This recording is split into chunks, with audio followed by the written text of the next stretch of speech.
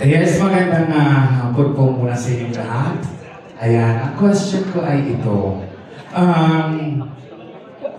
Sa panonood ng sinihan, particular na dito sa darating na Metro Manila Film Festival,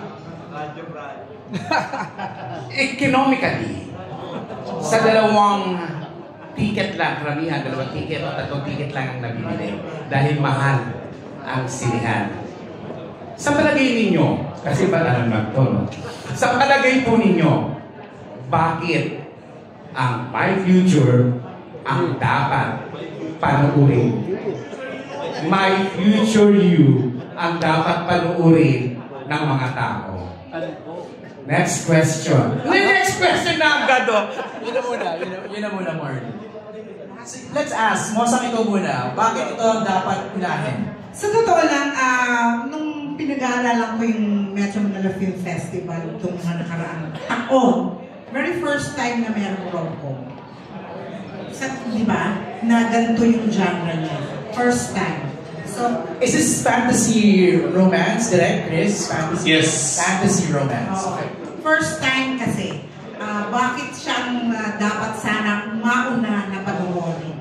One, general patronage. You can bring your family. Christmas is about family. Second, this is the Gen Z. Ito ang mundo nila ngayon. So rather than to feel horrified, sad, lonely, and overthink of the future or the problems of the world, I would rather watch rom-com today because I want to feel young. Direct? Bakit ba may Pasko? I mean, it's for the family. Tsaka pag Pasko, we want to feel good. So I guess sa part na yon, kasi serve yung purpose ng pelikula kasi the whole film is really feel good and it's for the entire family and it's rated G. I mean, I think enough na yung mga options na yun or answers na yun para panoorin siya ng masang Pilipino. It's for everybody. Jen? Bakit siya dapat panoorin? Unahin. Unahin. Oo, bakit dapat unahin? Pagsabihan niyo ng mga bata. Bakit siya dapat unahin? Ayoko po maging like super biased yung sasabihin ko. Kaya yung sasabihin ko po katotohanan lang. Ito pong My Future You kasi as kami na mga Gen Z, as napapabilang sa generation na mas kinukuha din ang mga opinion namin. I think isa to sa mga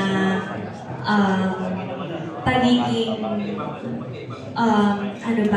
role model din namin sa lahat na okay lang na maging masaya ka or hanapin mo yung future mo, yung special someone mo, pero huwag mong kakalimutan kung saan ka unang natutong magmahal, kundi dahil sa pamilya.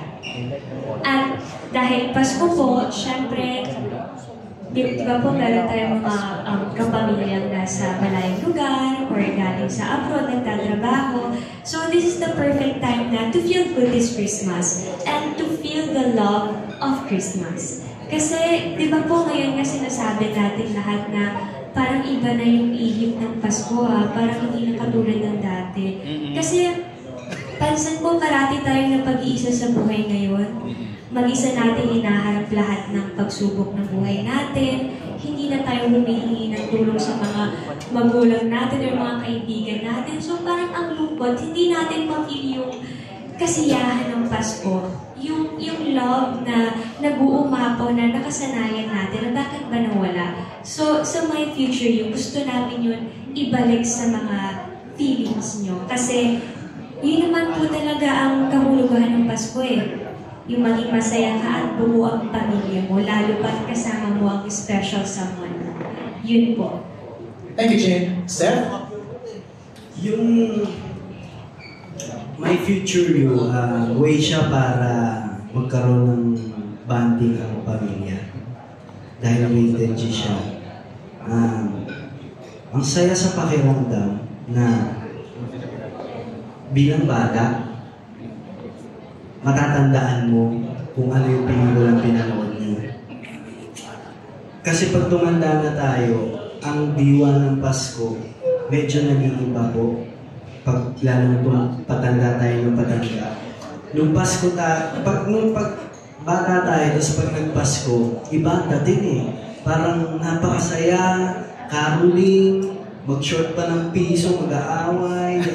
Tapos sa umaga, bibisita kayo sa mga tita nyo, ninang, ninong, tapos kapag nakakota na, o takbo na ng sinihan, di ba? Bili na laruan.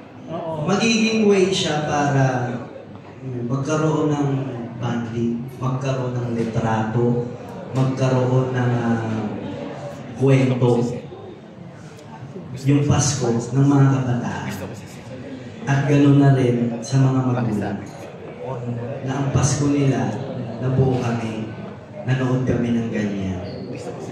And ito rin kasing pelikulang to, tinuturuan tayo na maging kontento sa bagay-bagay. Kasi ngayon sa panahon natin, parang ang daming hiling, ang daming distraction, ang daming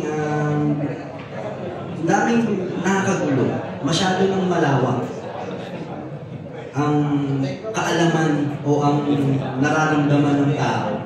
So dito, tinuturuan tayo maging kontento na kung paano nga pabalikin ka sa past, papuntahin ka sa future, anong gagawin mo? And hindi talaga nawawala dito ang kwento ng pamilya. Kagaya po na sinabi ko dito na yung character ko dito, di ba, direct na isa akong adapted. Di ba? Ang hindi ko sinasabi ang makaka-relate lang is yung mga adapted. Ang makaka-relate dito is pamilya. Ano ba ang pamilya? Dugo o banda? Yun siya. So, para nga sa akin, magkakaroon ng memories ng pamilya. Ang mga batang yun magkakaroon ng kwento pag bumalik ang pasukan. At kapag tumanda sila, mamimiss nila yun. Yung ganun bonding. Thank you. Thank you, sir. Kung itong-tuwa sila sa sir dito sa table na to. Kasi yung the way you answer daw talaga.